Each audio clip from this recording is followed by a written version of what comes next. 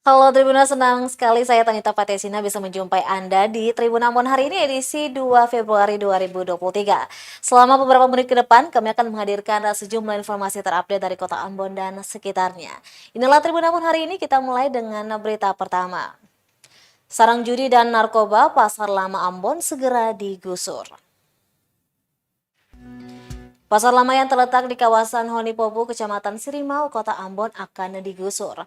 Langkah ini diambil oleh pemerintah Kota Ambon mengingat pasar tersebut kerap dijadikan sebagai sarang judi, narkoba, dan tempat negatif lainnya.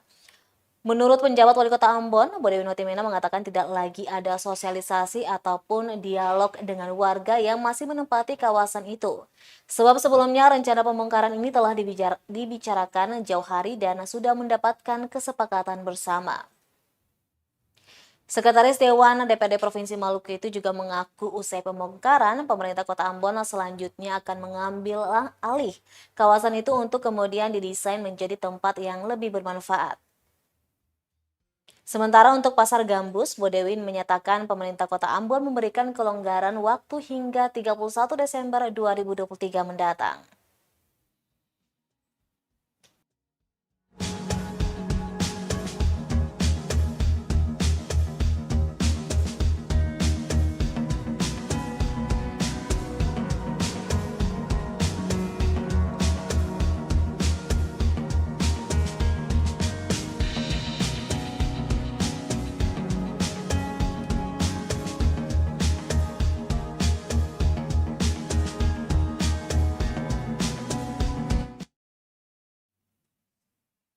Terbenar seluruh OPD diminta siapkan akses bagi penyandang disabilitas di Kota Ambon. Penjabat Wali Kota Ambon, Bodewin Watimena meminta setiap organisasi perangkat daerah OPD di lingkup pemerintah Kota Ambon untuk dapat menyiapkan akses bagi para penyandang disabilitas. Hal itu disampaikan Bodewin Watimena saat memberikan sambutan dalam rapat paripurna tentang penyampaian kata akhir fraksi DPRD Kota Ambon terhadap Ranperda untuk dijadikan sebagai perda di Gedung DPRD Kota Ambon Kamis 2 Februari 2023. Menurutnya Indonesia menjamin setiap kelangsungan hidup manusia, tak terkecuali para penyandang disabilitas. Sehingga penyandang disabilitas berhak untuk mendapatkan hak hidup yang sama, yakni maju dan berkembang. Penyandang disabilitas berhak bebas dari penyiksaan, eksploitasi, tindakan semena-mena, serta berhak mendapatkan penghormatan mental dari setiap warga negara. Adanya Perda penyandang disabilitas ini, pemerintah dan DPRD Ambon juga harus wajib untuk memberikan pendidikan kepada masyarakat Kota Ambon mengenai penyandang disabilitas. Artinya ada pencerahan dan edukasi terhadap masyarakat supaya para penyandang disabilitas ini tidak dipandang sebelah mata, dihina atau sesuatu yang menyinggung perasaan mereka. Kami menyampaikan ucapan terima kasih yang sebesar-besarnya dan lebih khusus kepada APD pemerintah Kota Ambon yang bersama-sama melakukan pembahasan dan perda ini sehingga dapat dilakukan pada wakil ketua serta seluruh anggota dewan baik yang tergabung dalam masing-masing komisi atas sumbangsi, ide, pikiran, dan gagasan yang berkontribusi positif. Saudara pejabat wali kota, saudara ketua, dan wakil ketua DPRD Kota Ambon yang sedang menyambut. Partai Golkar mencermati bahwa keseriusan selama pembahasan dan juga melelahkan maka terkadang melahirkan perbedaan pendapat tim asisten. Terus kita beralih ke berita selanjutnya, Kepala BPKAD hingga Bendahara BPKAD Tanimbar jadi tersangka kasus dugaan korupsi SPPD fiktif. Kepala Badan Pengelolaan Keuangan dan Aset Daerah BPKAD Kabupaten Kepulauan Tanimbar tahun 2020, Yonas Batlayeri ditetapkan sebagai tersangka Kamis 2 Februari 2023. JB ditetapkan sebagai tersangka kasus dugaan korupsi surat perintah perjalanan dinas SPPPD BPKAD oleh Kejari Tanimbar. Kejari Tanimbar Gunawan Sumarsono mengatakan tak hanya kepala BPKAD, tapi total ada 6 orang yang ditetapkan sebagai tersangka.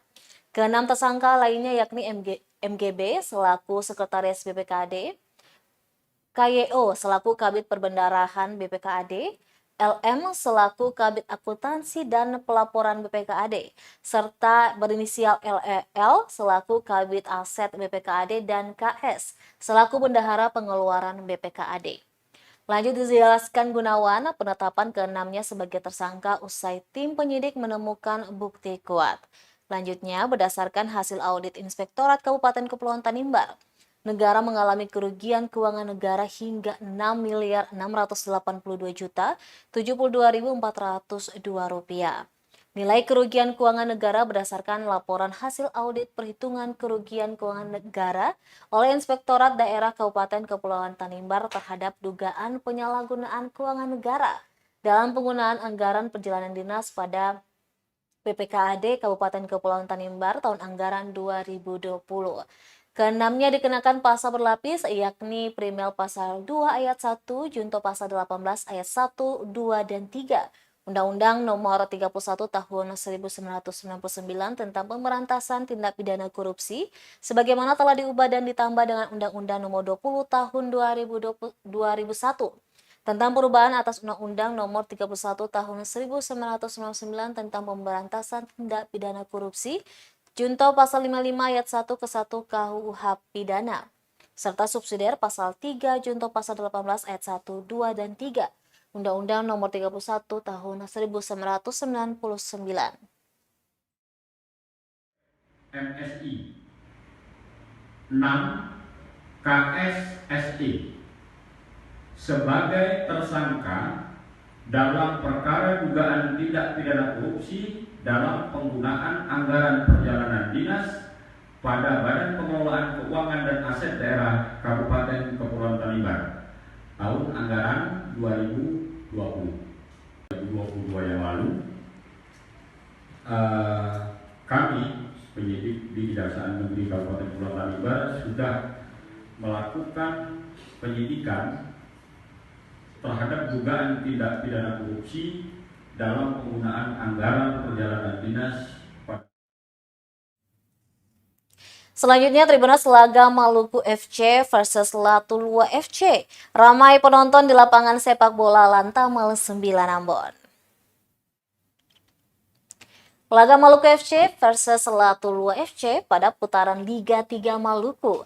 Ramai penonton Kamis 2 Februari 2023.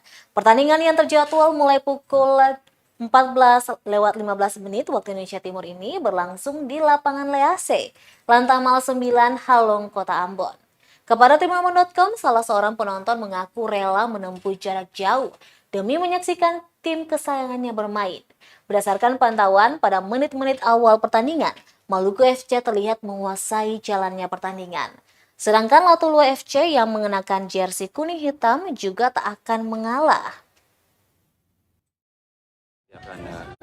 Mungkin akan digantikan pada babak kedua.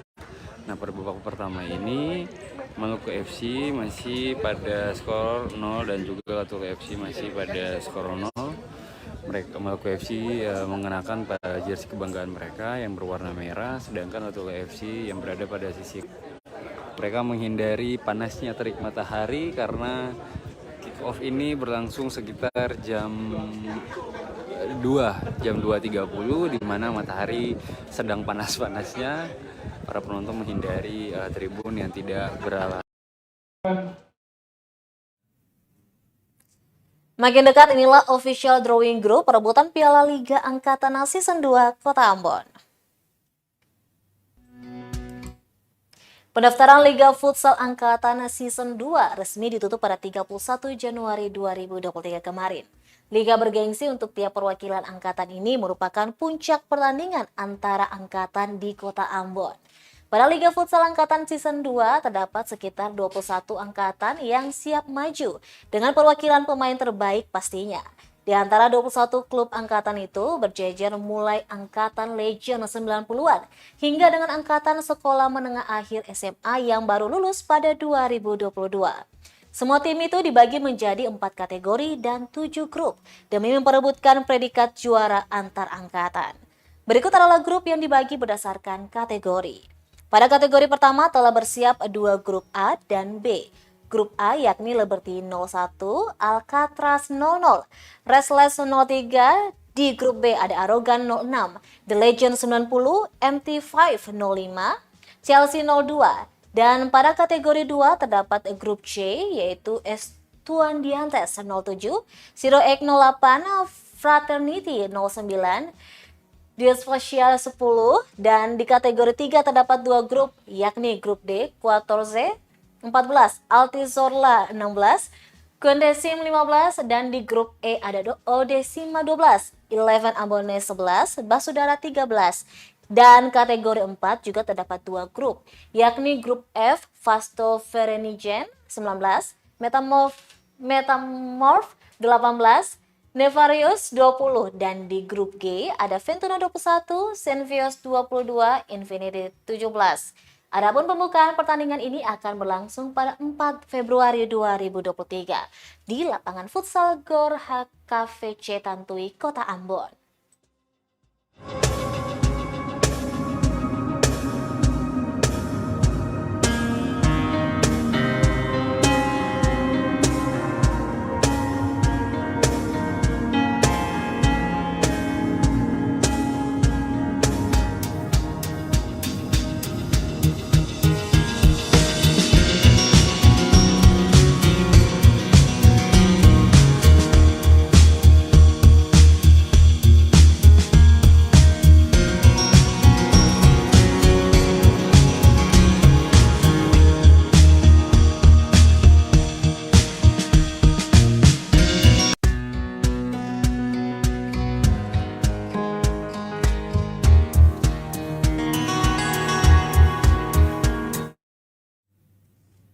Baik, Tribuners Liga Angkatan sekaligus menutup perjumpaan kita hari ini di Tribun Ambon hari ini edisi 2 Februari 2023.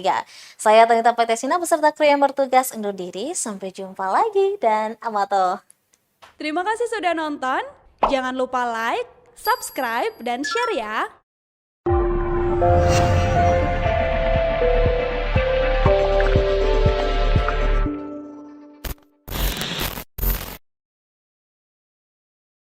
Terima kasih sudah nonton. Jangan lupa like, subscribe, dan share ya.